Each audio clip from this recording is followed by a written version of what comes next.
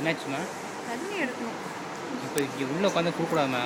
ஆமாம், வெளியே போய் தான் நம்ம பண்ணணும். ரேவதி இந்த அங்கே போயிட்டாங்க, இங்கிட்டு இருக்காங்க.